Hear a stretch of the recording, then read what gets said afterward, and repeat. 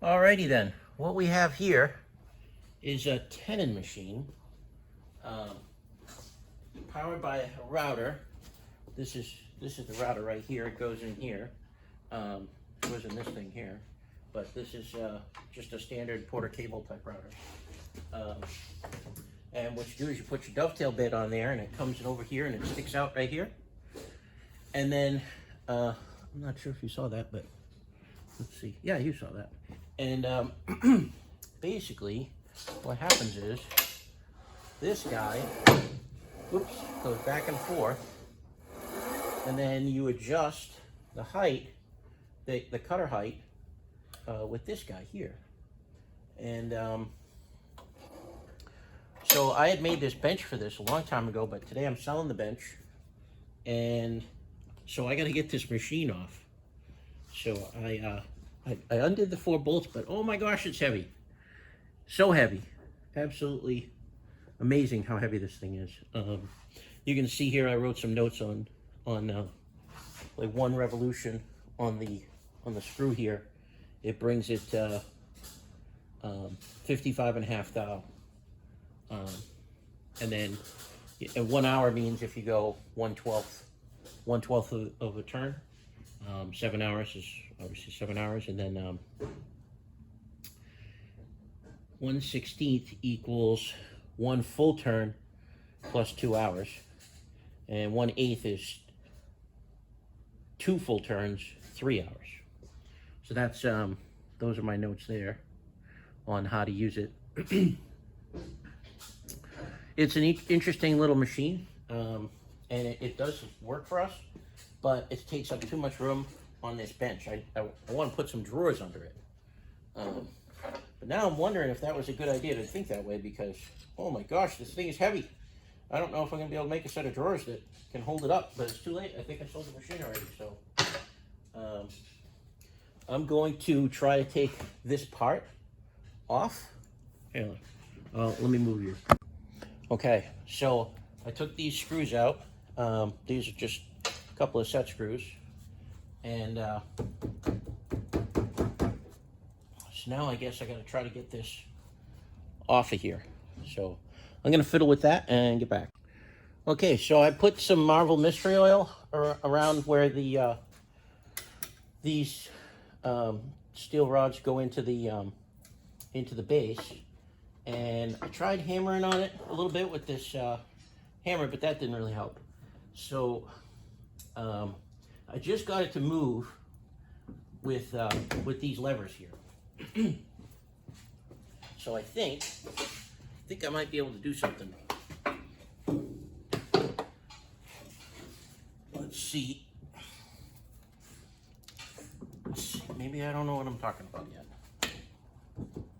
Maybe I need to tap it with the hammer.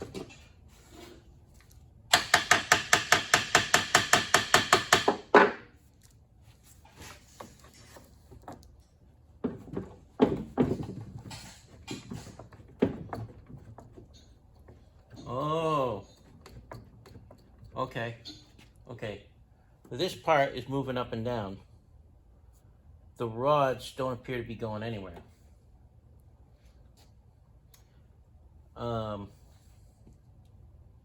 That means I'm putting pressure on the gear, on this, and that's not really what I wanted to do. So that means I either need to flip it over and push these rods out, or just abandon this idea altogether. Maybe take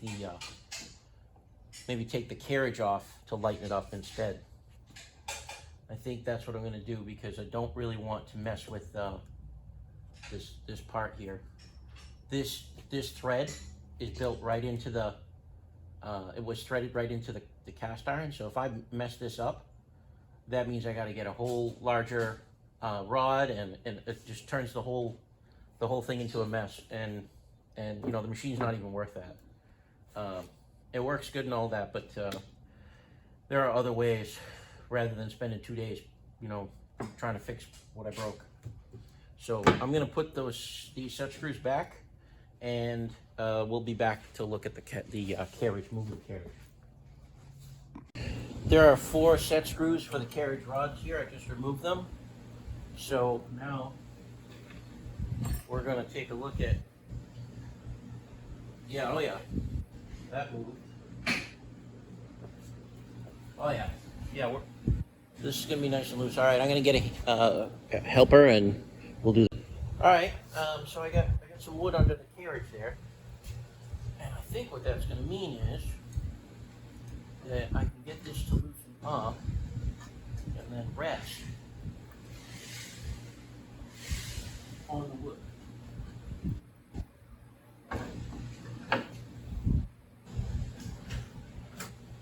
Oh.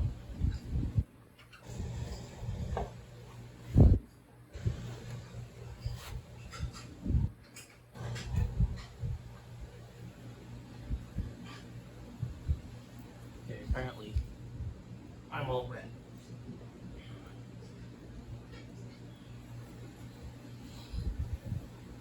That was actually nothing like what I wanted.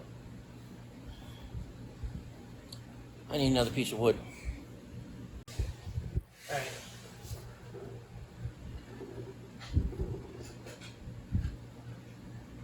Okay, that's one rod.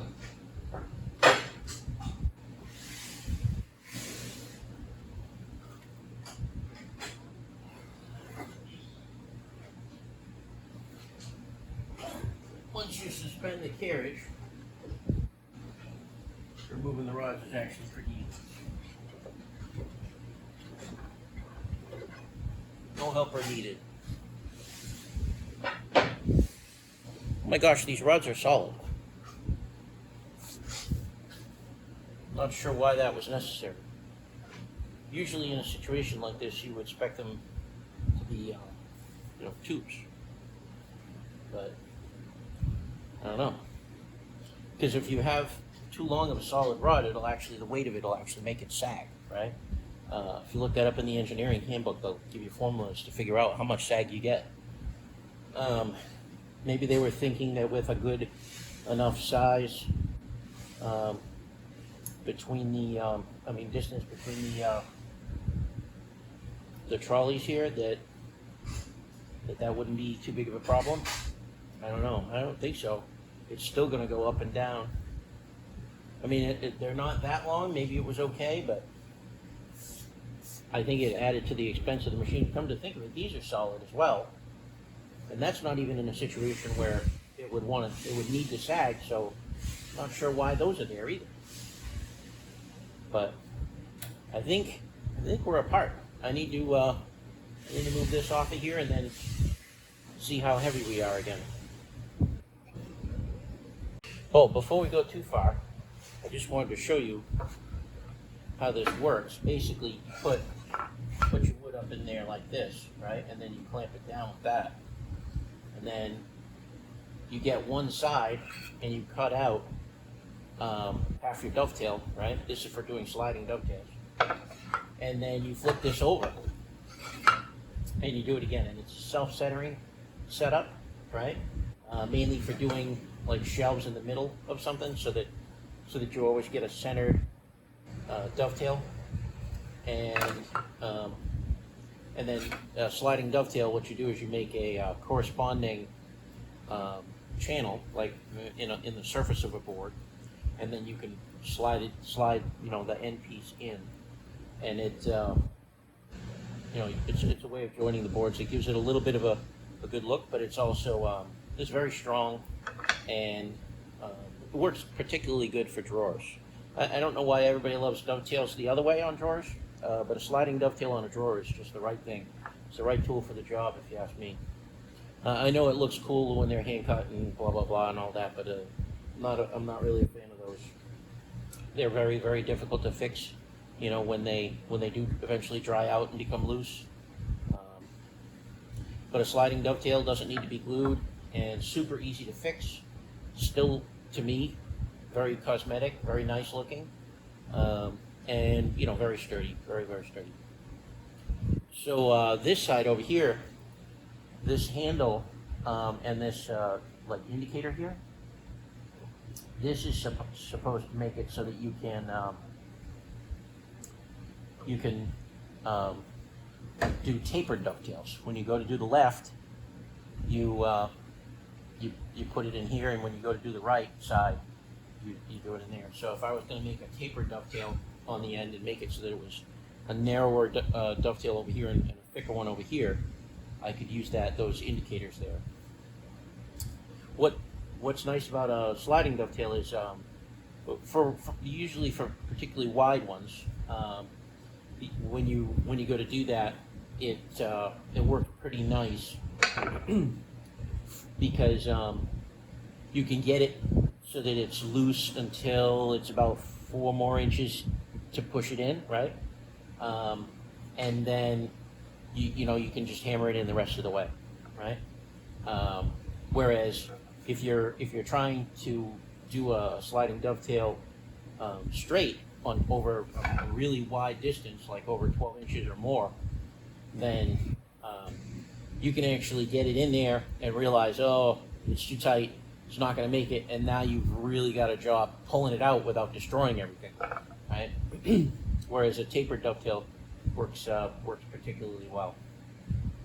Even big tenon makers don't often have a taper setup, so this is a pretty neat little machine. All right, and that's it for the machine. So we're going to cart it off and get back to work on the bench. And I looked over the bench, and what I found was that it was actually pretty good. The top could use a little sanding and cleaning up. Some paint had gotten spilled on it, and there was still some glue left over from the original glue up. But the big thing was there were 4 mounting holes that were made for the machine. So I drilled those out and plugged them up with an oak rod and glued those in like a dowel. And everything looks pretty good. All right, and this bench was picked up by the customer and looked like they had a use for it, so that's great. So it's all gone. Now I got to make a new bench for my machine. Have fun.